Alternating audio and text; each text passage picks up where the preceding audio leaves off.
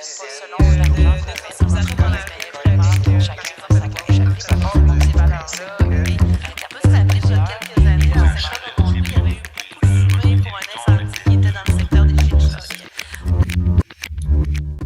Constatant un possible déficit démocratique en région et avec les élections de novembre 2025 en vue, 4 organismes proposent un espace de dialogue. Cet événement, qui aura lieu le 29 mai prochain de 17h à 19h à l'auberge de la Seigneurie des Monts à Sainte-Anne-des-Monts, accueillera notamment le maire de Saint-Valérien, Robert Savoie, et vise à outiller et mobiliser les citoyens. Julie Redforgette, citoyenne de la Haute-Gaspésie, nous en dit plus sur les enjeux et les objectifs. Pourquoi avoir décidé de faire un événement de même qui parle de démocratie municipale, démocratie locale? Est-ce que peut-être vous sentiez que c'était important de faire ce genre d'événement? Ouais, je crois je crois que l'élection de Trump a fait peur quand même à plusieurs personnes sur le fait que peut-être que nos démocraties sont moins fortes qu'on pense et que sont facilement, dans le fond, on peut facilement fonctionner sans elles, surtout si on a une population qui est pas très investie. Alors, je crois que, par exemple, les deux organisations qui s'appellent la Nouvelle Vague municipale et Multitude, elles sont nées, bon, évidemment pas à cause de Trump seulement, là, il y a plusieurs facteurs, mais dans l'idée que la démocratie était peut-être pas assez forte pour que, dans le fond, pas juste pour plein de choses, pour que finalement ça soit plus dynamique. Parce que s'il y a pas de citoyens investis, souvent les institutions ont tendance à faire un peu comme avant.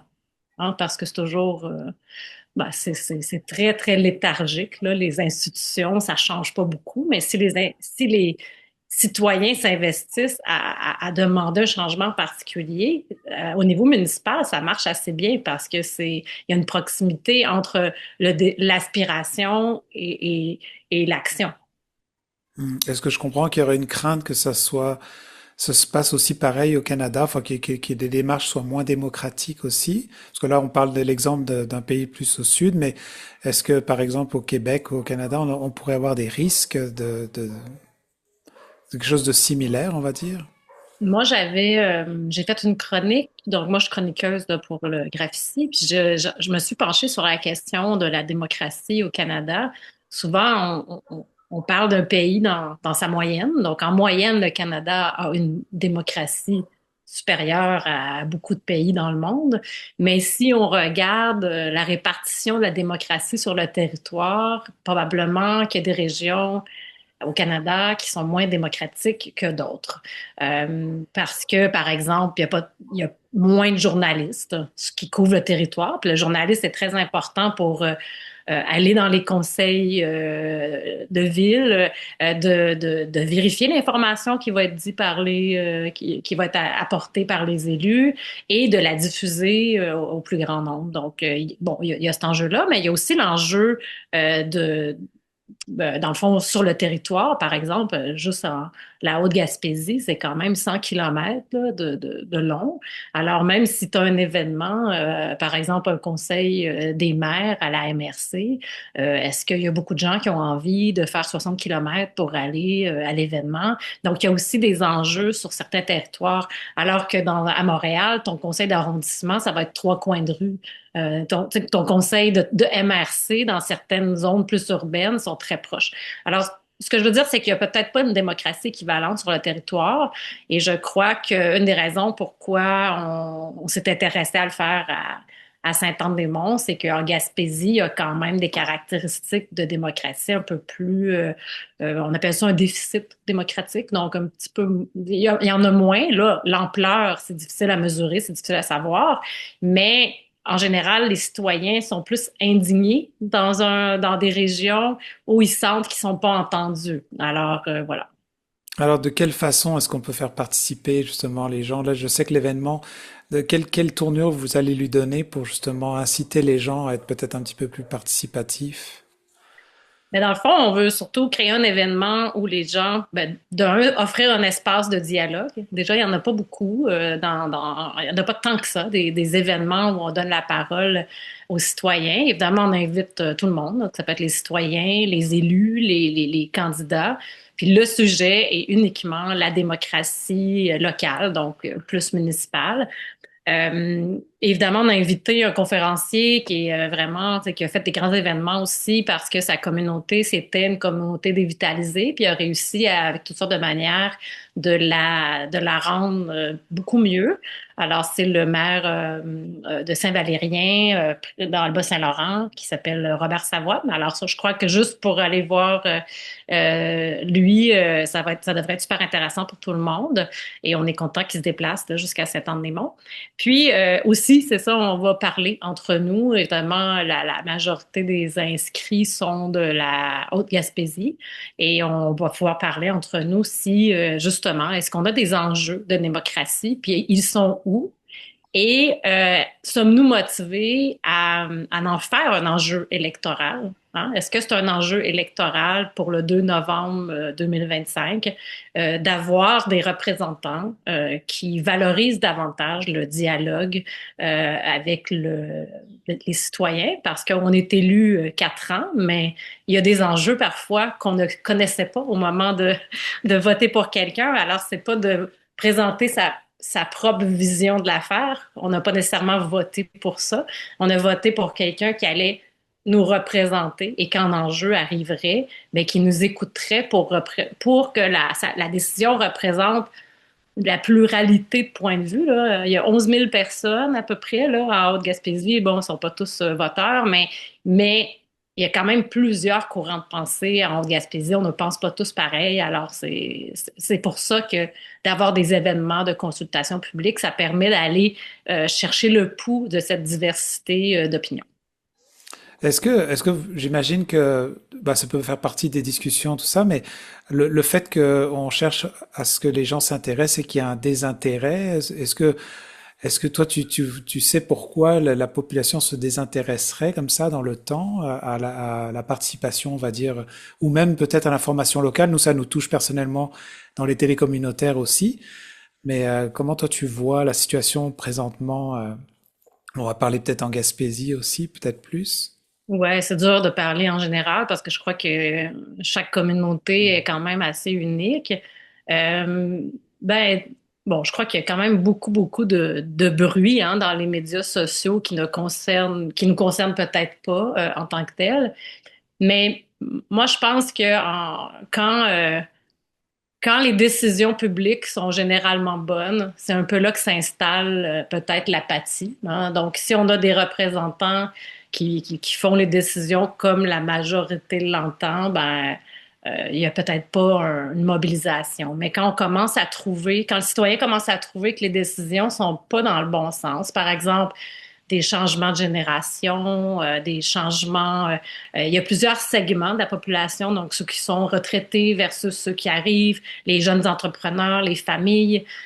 Souvent, on oublie que c'est les familles peut-être qui peuvent faire vivre une communauté. Puis pour que la famille reste, parfois il faut des institutions scolaires, de santé. Puis donc c'est pas facile quand même là, de rendre une communauté dévitalisée à vitalisée. Puis ça c'est le grand défi de la Haute-Gaspésie. Puis je crois que tous les élus veulent bien faire, mais à un moment donné, peut-être que entre ce que un individu pense puis ce que le groupe pense, c'est pas toujours aligné. Puis c'est pour ça que la démocratie locale, c'est un bel outil pour s'enligner. Puis ça n'enlève pas le pouvoir décisionnel d'un élu, parce qu'il peut consulter et après, bon, pour X, Y, Z raison, aller avec une autre décision, mais au moins, il va savoir ou elle va savoir que l'argumentaire doit être différent parce que la population change. Hein? Elle n'est pas statique. La Gaspésie n'est pas la même Gaspésie que voilà 50 ans. Hein? Intéressant. J'ai peut-être une dernière question, puis on reparlera de l'événement précis là dans quelques minutes. Mais j'ai l'impression est-ce que ça veut dire que le mot démocratie, il est élastique dans le sens où il y en a qui disent que dans notre pays du Sud, je veux dire les États-Unis, le président était élu démocratiquement, mais il y en a qui, comme si le mot la démocratie pouvait s'étirer de façon différente selon là où on était, la culture. Et là, tu l'as nommé selon les gens qui sont en place dans un endroit, qui viennent de différents horizons, peuvent amener justement peut-être à donner une couleur différente. Comment toi tu vois ça? Mais bon, disons qu'il y a la démocratie électorale. Bon, la démocratie électorale, ça, c'est les institutions qu'on a mis en place, voilà, presque 150 ans, qui consistent à aller voter. Puis on sait que aux États-Unis, il y a comme plusieurs biais historiques qui ont été installés là-dedans. Donc, mais c'est démocratique, contrairement à d'autres pays où les gens vont pas voter, où ils ont beaucoup d'intimidation pour le vote. Donc, disons que dans la catégorie de démocratie, les gens pensent souvent juste à ça. Ça, c'est la démocratie électorale.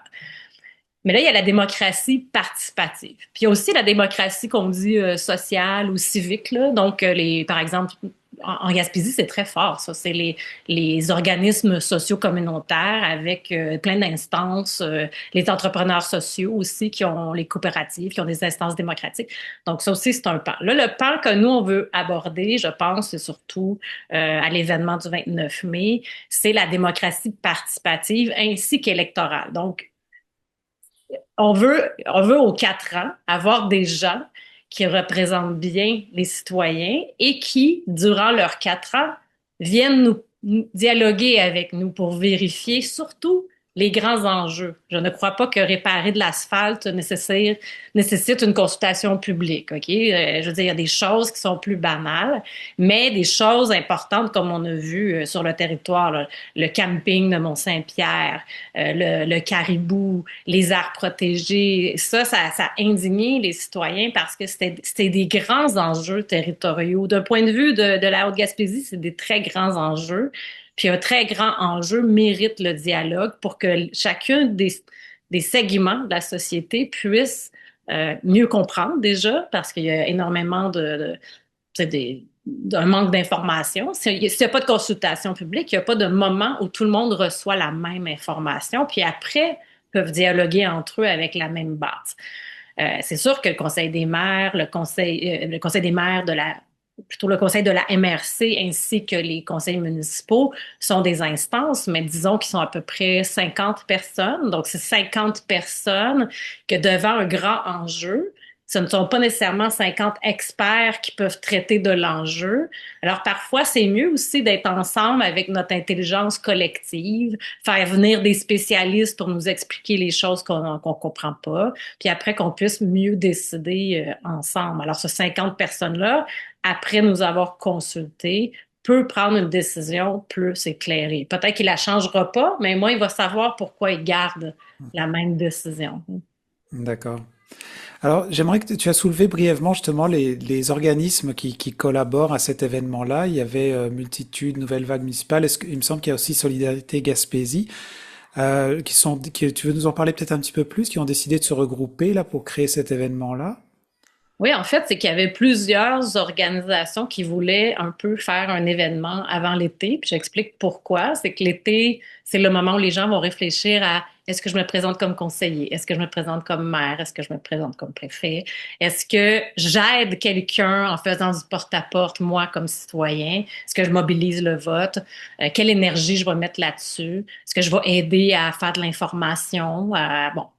Alors, je pense que l'été, les gens vont évaluer est-ce que j'ai le temps, est-ce que j'ai l'énergie, est-ce que j'ai le goût. Et c'est pour ça qu'on voulait faire l'événement juste avant l'été. Puis évidemment, en Gaspésie, à partir de juin, c'est le tsunami qui arrive. Alors, on voulait s'assurer qu'on fasse ça avant le tsunami. Et là, donc, il y a des gens qui se sont parlé. Il y avait multitude qui, eux, ont peut-être un agenda un peu plus long terme pour fortifier la démocratie, mais ils voulaient s'associer avec Nouvelle Vague Municipale qui, eux, sont plus dans, justement, aller chercher comment je peux dire, plus d'excellence dans les élections. Ça veut dire plus de compétition, plus, tu sais, d'avoir une vitalité finalement au moment des élections. Solidarité Gaspésie avait déjà une tournée régionale avec à peu près le même agenda, tu sais, pour susciter là, les gens à se présenter avec ce qu'on dit d'un agenda peut-être plus progressiste, évidemment qui est très variable, le progressisme en voulant dire faire évoluer là, la région, être plus ambitieux, moins statu quo, disons. Et localement, il y a aussi un petit mouvement qui est né à partir là, justement du refus des aires protégées, l'histoire du camping.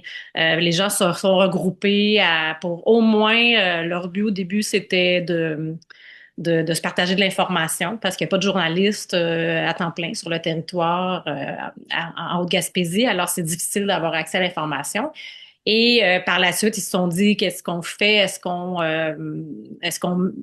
travaille pour qu'il y ait plus de démocratie, notamment?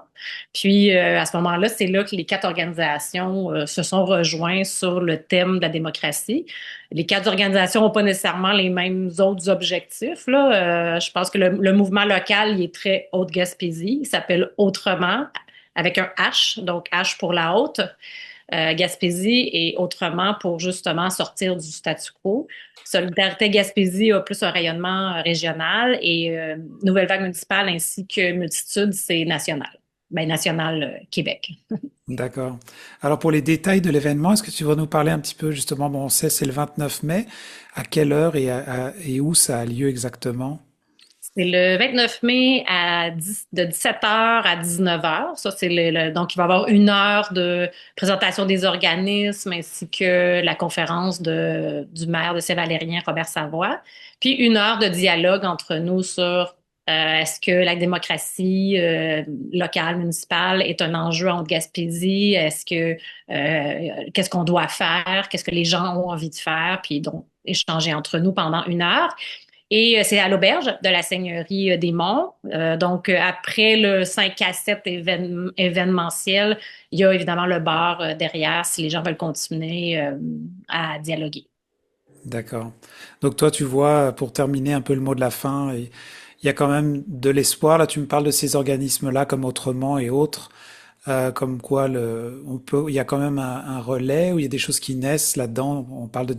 Quand on parle de Moi, j'ai démocratie. beaucoup, je te dirais que j'ai plus espoir comment je peux dire, à presque l'hyper local. Parce que on se mobilise sur ce sur quoi on contrôle. Puis aussi, ce à quoi on est attaché. Donc, on est attaché à un territoire, puis on se dit, ben moi, ça vaut la peine que je fasse du bénévolat pour que ça fonctionne mieux sur mon territoire parce que moi, je suis gagnante, mes voisins sont gagnants, puis ma communauté est gagnante. Alors qu'au niveau provincial, fédéral, il y a un niveau d'abstraction qui peut-être est responsable un peu de l'apathie parce que dans le fond, ton investissement n'a pas un impact aussi direct. Alors moi, je pense que c'est ça, je pense que oui, le municipal, disons, si on fortifie le municipal, les aspirations citoyennes d'en bas vont être mieux entendues en haut. Puis la connexion avec le municipal et le provincial est super importante. Donc, avec une belle vitalité démocratique municipale, je pense que ça va avoir un très bon rayonnement sur le provincial et le fédéral. De responsable dans la chacun